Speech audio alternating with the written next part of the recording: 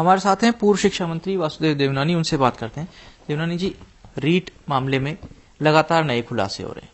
अब एसओजी की टीम भी बोर्ड के दफ्तर जाकर के आ गई है। आप लगातार ये सवाल उठा रहे हैं कि रीट का पर्चा लीक हुआ है। अब क्या स्थिति है? क्या केवल सीबीआई जांच देना पर्याप्त है? अब एसओजी की जांच से यह तो स्पष्ट हो गया कि पेपर लीक हुआ है और पेपर बिका भी है। इन दोनों के बाद मैं समझता हूं बोर्ड के जो चेयरमैन है जारोली जी, उनकी स्थिति निश्चित रूप से संदेह के घेरे में आ गई है। और एसओजी बोर्ड अब में तो पहुंच गई है, लेकिन जारोली को कब अपने यहाँ बुला करके पूछताछ करेगी, इसकी हम लोग प्रतीक्षा कर रहे हैं। क्यों पूरे मामले में अपने जारोली जी इसलिए भी संदेह के घेरे में है कि सारे राजस्थान के अंदर जब उन्होंने जिलाधीश या जिला प्रशासन के प्रमुख व्यक्ति कोई कोऑर्डिनेटर बनाया, आखिर जयपुर में ऐसा क्या था कि जिसके आधार पर उन्होंने यहाँ पे प्रदीप पाराशर को इन्होंने यहाँ के कोऑर्डिनेटर बनाया। और प्रदीप पाराशर के जो सहयोगी थे मीणा जी, वो अरेस्ट भी हुए हैं। तो निश्चित रूप से अब ये एक संकुल से पेपर लीक हुआ है, ये दूसरा ओपननेस आ गई।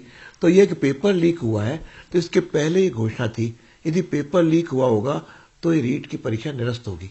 तो हमारा स्पष्ट कहना है कि रीट की परीक्षा निरस्त की जाए और साथ में एसओजी जो सरकार के दबाव में काम कर रही है और अभी कई प्रकार के जो खुलासे हो रहे हैं उसमें स्पष्ट है कि कई बड़े अधिकारी भी इसमें सम्मिलित हैं।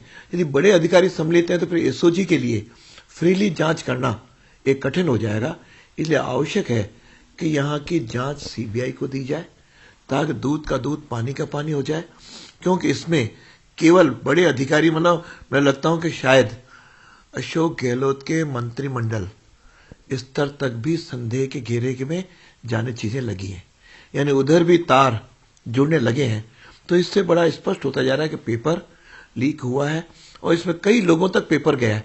अब यह है कि एक रात पहले पेपर हुआ है। लेकिन ये तार जब आप कह रहे हैं कि कई ऊपर तक जाने लगे हैं, तो ये जांच तो एसओजी ही कर रही है और एसओजी ने अपना काम किया है। अभी भी क्या एसओजी की कार्यशैली पर आप लोग सवाल उठाएं? निश्चित रूप से एसओजी पर अभी भी कार्यशैली में संदेह है कि उन्होंने इतना प्रमाण होने के बावजूद अभी तक केवल बोर्ड ऑफिस से उनकी पद्धति क्या है इसकी जानकारी कर रहे हैं। जानकारी जारोली को अपने यहाँ बुला करके तुरंत पूरा पता करते हैं कि आपने प्रदीप पाराशर को क्यों बनाई, या वहां पर जिन्होंने आपकी कमेटी थी जिसमें एक रिटायर्ड व्यक्ति, सेवानिवृत्त व्यक्ति माथुर साहब, उन्होंने उसको बनाया था। और दूसरी मांग ये है कि एक तो परीक्षा में ये डाउटफुल आ गया और दूसरी परीक्षा फिर आप बोर्ड को देने के लिए जा रहे हो। यानी ये आज तक नहीं देखा कि एक परीक्षा वो करवा नहीं सके जिसके पेपर आउट हुआ है और दूसरी परीक्षा भी इसी सरकार ने उसी बोर्ड को दिया है। तो तुरंत इसीलिए लगता है कि सरकार के रहते हुए और एसओजी से किसी प्रकार की हमको निष्पक्ष ताकि जांच आने या उसका निर्णय आने में हमें संदेह लगता है। क्योंकि इन सारी परिस्थितियां ये दिखाई दे रही हैं कि यह सीबीआई से जांच के अलावा पूरी तरह खुलासा नहीं होगा। इसलिए तुरंत जारोली से या तो त्यागपत्र मांग लेना चाहिए और या उसको खुद को इस्तीफा देना चाहिए। उनके त्यागपत्र से क्या हो जाएगा? क्यों जब तक जांच होती है तो जांच में जो व्यक्ति उस कुर्सी पे बैठा हुआ है, निष्पक्ष जांच तब होती है जब आरोपी व्यक्ति जिस पर है या जो संदेह के घेरे में वो अपने पद पर न रहे।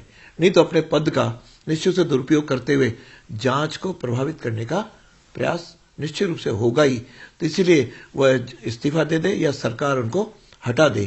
क्योंकि उन्होंने खुद ने भी एक बार घोषणा की थी, जहां तक मुझे याद है, मैंने जब आरोप लगाया था तो उन्होंने घोषणा की थी यदि पेपर आउट सिद्ध हुआ तो मैं त्यागपत्र दे दूंगा और मेरी जितने भी यहाँ पे पेंशन इत्यादि बाकी जितने भी मेरे लाभ हैं उन सबको भी सरकार जब्त कर ले। लेकिन अब तो स्पष्ट हो गया कि पेपर आउट हुआ है, तो मैं समझता हूं उनको आगे आकर के वह त्यागपत्र दे दे।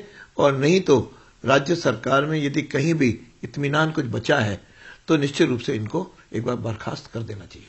तो अगर पेपर दोबारा होता है जैसा आप लोग मांग कर रहे हैं कि परीक्षा निरस्त की जाए, तो जो आगामी रीट की परीक्षा है वो और ये दोनों साथ होंगे, तो क्या उन बच्चों के साथ में न्याय हो पाएगा जो इसमें चयनित हो गए? निश्चित रूप से अभी भी इन बच्चों के कई, ये तो अभी केवल 31,000 बच्चे चयनित हो रहे हैं, लेकिन 16 लाख बच्चे इसमें बैठे थे। तो बाकी 15 लाख और 69,000 विद्यार्थियों के साथ तो न्याय होगा। उसके न्याय के लिए आवश्यक है कि 31,000 को दोबारा बैठना पड़ेगा। ये जरूर निश्चित रूप से कठिन बात है, लेकिन इसके अलावा कोई चारा नहीं बचता।